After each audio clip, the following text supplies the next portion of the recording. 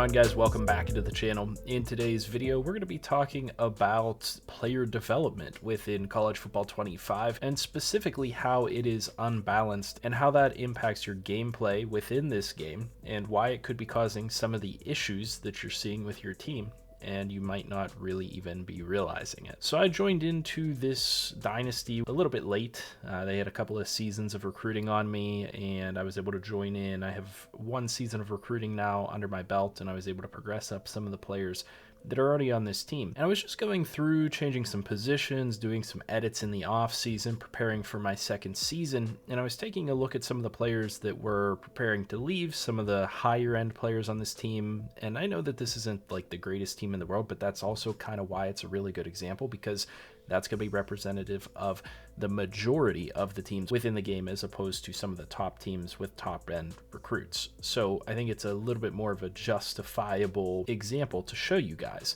And so anyway, I was looking at a lot of the players and I was realizing that they're really unbalanced. And I'm looking at some of these guys, you know, on the D line. I'm trying to run a 3-4 defense. And I see that they look like they're good players, like an 82, an 80, a 78, like that should be serviceable. And then at right end, 80, 77, and then it drops off from there. Those should be pretty solid players. And then when I look at their power moves or finesse moves, they look really solid, right? Like this guy looks like a really solid pass rusher. This guy looks like a solid, all three of these guys could be useful as far as just their ratings are concerned, pass rushing wise. But I also have to consider that I'm trying to run a 3-4 defense. And so my defensive ends need to be able to shed blocks. And I took a look at the block shedding stats for all of these players and was pretty shocked to find out that I don't have a single true 3-4 defensive end on the team. And so now I'm severely second guessing whether or not I should even run a 3-4 to begin with, because block shedding stats like a 66, a 60, a 61, and those are boosted, a 70, 61, 64, 60. That's not good. I mean, that's actually horrible for 3-4 defensive ends. These guys are all either effectively outside linebackers or they are true 4-3 defensive ends. And even for a 4-3 defensive end, that's terrible. You need guys that are high 70s, if not into the 80s, on their block shedding on the defensive line, period.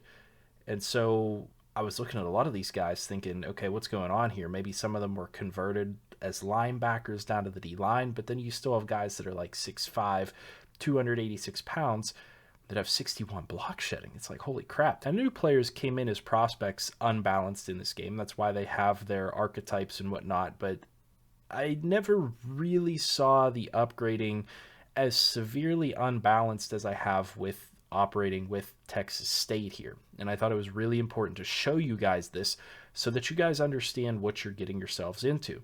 Truly, if I was running a 3-4, a 4-3, it doesn't matter. I think I'm honestly at the point now where I'm going to be looking for block shedding stat for defensive linemen, period, within College Football 25, even outside linebackers, maybe even middle linebackers too, because that explains a lot of the issues that I've had with this team and likely the issues that I've had with other teams within other dynasties, because not getting block shedding upgrades on your players that are going into their 3rd, 4th, 5th year within Dynasty Mode is absolutely bonkers to me. And certainly there's a lot of things that go into that. What archetype are you recruiting? Do they have caps that they can't upgrade their run stopping capabilities? And that's not the case with a lot of these players. They just tend to upgrade specifically into their archetype until you can't upgrade anymore. So they're going to upgrade. This guy was a power rusher archetype, I believe. He's just going to just hammer away at that one specific thing and never really necessarily get good at the other things. And there's no way to tell which direction he's going to go with his next upgrades when he gets them. Chances are that he might not even go into his run stopping capabilities. And if he does invest in his run stopping, his block shedding might not even go up that much, considering it's a 69 here to begin with. And don't get me wrong, like the defensive line is not the only position where this is the case. I had players out here at outside linebacker that had absolutely monstrous seasons. They were up near, if not the top of our dynasty in sacks. They upgraded pretty well. We had White here at left outside backer and Charbonnet at right outside backer. They upgraded pretty well in terms of overall, but again, 73 block shedding, 78 power move, 69 finesse move. Like, that's not upgrading well at all into what he needs to be. Now, this guy upgraded more towards his pass rushing where I needed it to be, power move and finesse move, but his block shedding is 66, and that's horrible. If you expect anybody to get off a block with 66 block shedding, you're absolutely nuts. And then you take a look at players like your defensive backs, and I have 3 senior defensive backs here, and it's crazy to me that you could have a senior 86 overall, best overall corner that not only are his coverage ratings both pretty low to begin with, like neither of them are above an 85, but he has 76 man compared to 84 zone. My other one has 91 man compared to 71 zone, 88 man compared to 73 zone, 81 man compared to 75 zone. And then as you can see, like the rookies come in unbalanced to begin with. So 80 man versus 67 zone. And that is incredibly unbalanced even compared to Madden, as an example. In Madden, in order for a player to upgrade their archetype to a certain level, they're going to start getting upgrade points on the back end for their tertiary or secondary capabilities. So in order for a cornerback to continue to upgrade within Madden up to an 86 or an 84 or whatever it is, even if they're upgrading their man coverage capabilities, eventually it's going to give them some free zone coverage in order to just get them to that overall, because pushing them up in overall requires that little bit of extra on those secondary capabilities.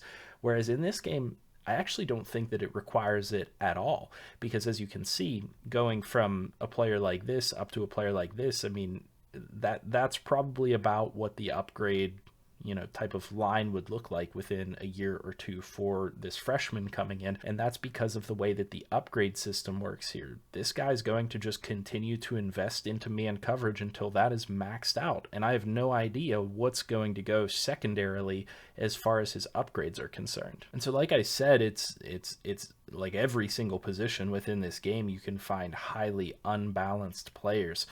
Very often you even find them at the receiver position. You find a guy, as an example here, with 94 catching, but his catch in traffic is only an 80.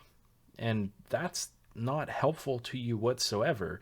In Madden, if you ever got a player that got up to 94 catching, chances are your catch in traffic was eventually going to follow along with it and get up into the high 80s or the 90s.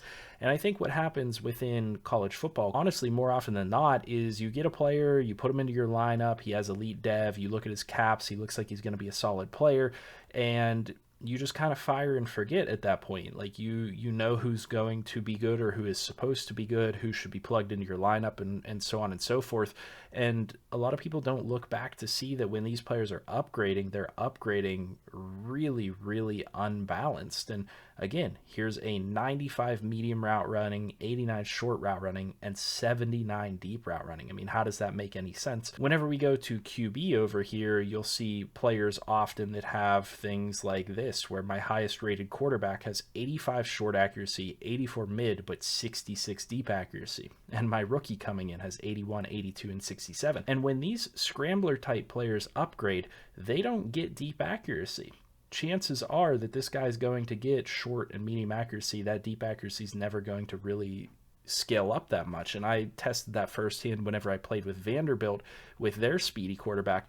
That guy, he upgraded everything except for his deep accuracy. It started in the 60s and it ended in the 60s. It never went any higher. He could hit every pass. He could do anything you wanted him to in the run game, but he could never hit a deep pass to save his life. It was like chuck it up and the receiver would have to, sprint his butt off to try to go get the football.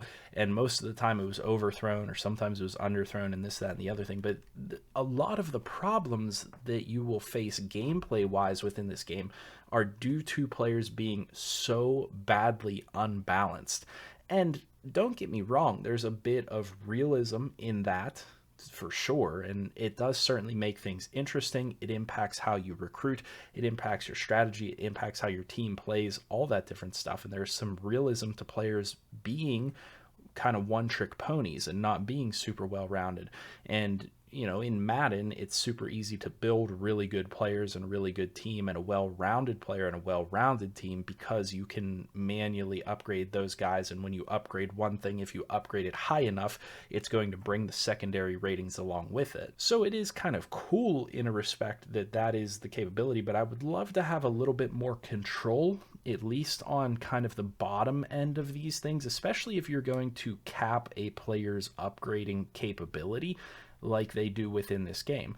I would like to at least be able to say, like, hey, I want to go in the next time my senior quarterback gets an upgrade and make his deep accuracy better than a 66. I mean, I'm not asking to make his deep accuracy a 90, but I would like it to be a little bit more in line, a little bit more capable, if nothing else, like a 76, like this freshman quarterback coming in.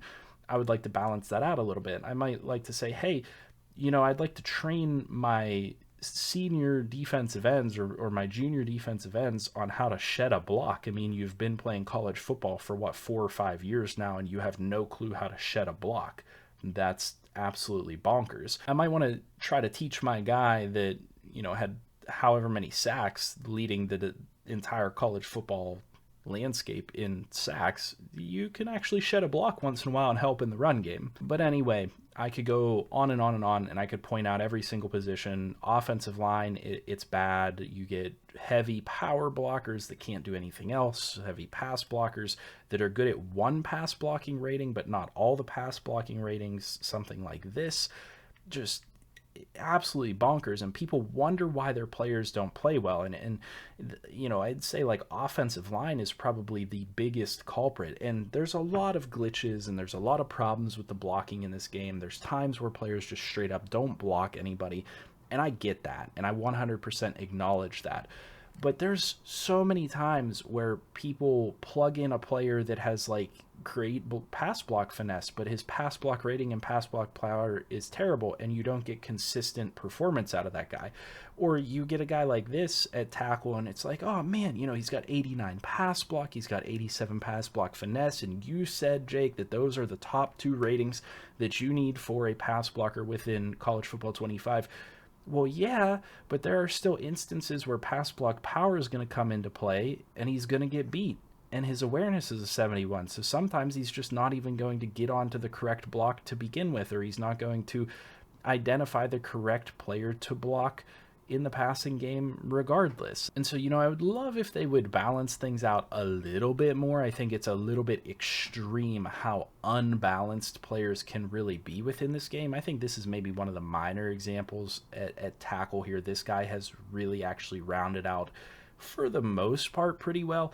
But I think what I'm really getting at there is for users, for you guys that are watching the video, understanding that your players are almost always going to be unbalanced within this game. Even if they're like top end players, oftentimes they are severely unbalanced, and that creates holes in their game, and that creates inconsistencies. And so the next time your offensive line is playing crazy and letting up a ton of sacks, maybe go take a look and see if there are some issues. That has happened to me multiple times. I remember playing as, I believe it was Oregon on their base roster, and they had like 380-something plus offensive linemen, and none of them could pass block to save their lives, or it was like so unbalanced that their pass blocking finesse or something was just super low. And it was like, well, there's 70 overall backups here that are a little bit more well-rounded that would be better in the lineup because they're going to be more consistent in their performance. And I think that is something that is worthwhile for me to tell you guys, is that consistent performance is more important than players just being really good in certain instances. So yeah, you could throw in that offensive lineman and he'll be really good because he's got 90 in certain categories in certain situations. But honestly, you're probably better off playing the guy that just has like 80s across the board. If you can find a guy that's balanced, you're going to get more consistent performance, and you're going to know what you can rely on. You can know what you're going to get out of that player. Whereas if you have players like some of the ones I've shown in today's video, you never know what you're going to get. If you have a receiver that has 94 catching, but 80 catching traffic, well, when exactly is catching traffic going to take over as opposed to catching? When does the algorithm factor in one versus the other? this guy's my top receiver, 98 speed, 94 catching. You think he should be going and getting almost everything. But that's not going to be the case. And I can be 100% honest with you guys. If you don't recognize that, you're putting yourself in a position for a major headache.